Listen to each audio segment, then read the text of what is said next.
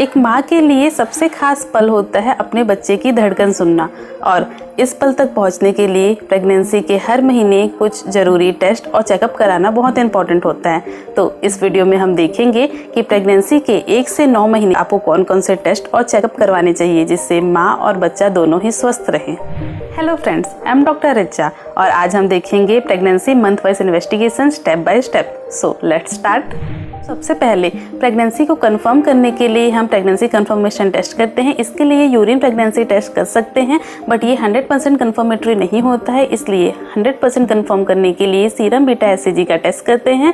अगर ये पॉजिटिव आया देन प्रेगनेंसी कंफर्म है। अब अगर प्रेगनेंसी कंफर्म हुई है तो कुछ बेसिक टेस्ट एंड इन्वेस्टिगेशंस कराते हैं। इसके लिए सीबीसी यानी complete blood test, blood group sickling, RBS यानी random blood sugar and urine routine microscopic and thyroid test करवाते हैं।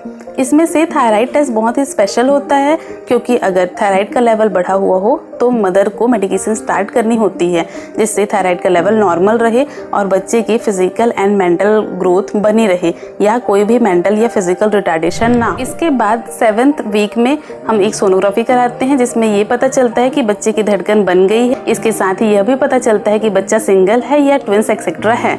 इसके बाद 12th वीक में या 3 मंथ में हम एक एंटी स्कैन करवाते हैं जिसे नकल ट्रांसलूसेंसी स्कैन कहते हैं। इसमें यह पता चलता है कि बच्चा जेनेटिकली नॉर्मल है या एबनॉर्मल है। इसके साथ इसको 100% कंफर्म करने के लिए हम डबल मार्कर का टेस्ट करवाते हैं जो कि मदर के ब्लड से किया जाता है।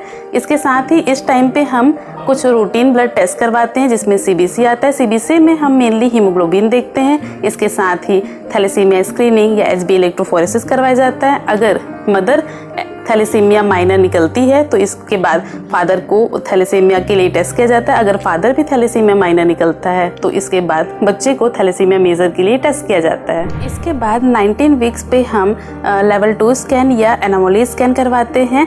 इस स्कैन को हम 19 वीक्स में करते हैं, लेकिन फॉरेन कंट्रीज़ में इस स्कैन को 22 वीक्स में किया जाता है, बट हम इसे 19 वीक्स में करते हैं। इसका कारण ये है कि according to government of India age of termination of pregnancy 20 week decide किया गया है। इसलिए अगर बच्चे में कोई डिफेक्ट आता है तो हम उस प्रेगनेंसी को टर्मिनेट कर सकते हैं। इसलिए एनोमली स्कैन भारत में 19 वीक्स में कराया जाता है, और अगर सब कुछ नॉर्मल रहा तो हम उस प्रेगनेंसी को कंटिन्यू करते हैं और उस प्रेग्नेंट वुमेन को हर महीने फॉलोअप के लिए बुलाते हैं। इसके बाद 7 मंथ यानी 24 to 28 वीक्स में हम एक यूएसजी या सोनोग्राफी रिपीट करवाते हैं जिसमें जेस्टेशनल डायबिटीज़ यानी बच्चे की वजह से शुगर की दिक्कत को टेस्ट करते हैं। इसके साथ ही बच्चे की ग्रोथ को भी टेस्ट करते हैं। इसके साथ ही इस टाइम पे हम सीबीसी टेस्ट रिपीट करवाते हैं जिसमें मेनली हीमोग्लोबिन देखा जाता है। इसके बाद 36 वीक यानी 9वें महीने में हम यूएसजी फीटल वेलबींग कराते हैं जिससे हमें बहुत सारी बातें पता चलती है, जैसे बच्चे की गले में कोई नाल तो नहीं है, प्लेसेंटा कैसा है, तीसरा एमनियोटिक फ्लूइड इंडेक्स यानी पानी कैसा है, कितना है, चौथा बच्चे का वजन कितना है, पांचवा बच्चे की कार्डियक एक्टिविटी कैसी है, और छठवा बच्चा सीधा है कि उल्टा है। इन सारे रिपोर्ट्स के अकॉर्डिंग ही हम डिलीवरी प्लान करते हैं। तो ये सारे वे टेस्ट और इन्वेस्टिगेशन है जो हम रूटीनली करवाते हैं। इसके अलावा कुछ स्पेशल टेस्ट और इन्वेस्टिगेशन और होते हैं जो हम स्पेशल कंडीशन में करवाते हैं। इसके बारे में हम नेक्स्ट वीडियो में और अच्छे से देखेंगे। अभी के लिए अगर ये वीडियो आप लोग के लिए यूज़फुल होगी तो इस वीडियो को लाइक करें। ऐसे इन्फॉर्मेटिव वीडियो के लिए हमें सब्सक्राइब करें। मिलते हैं नेक्स्ट वीडियो में। Thanks for watching. जय हिंद।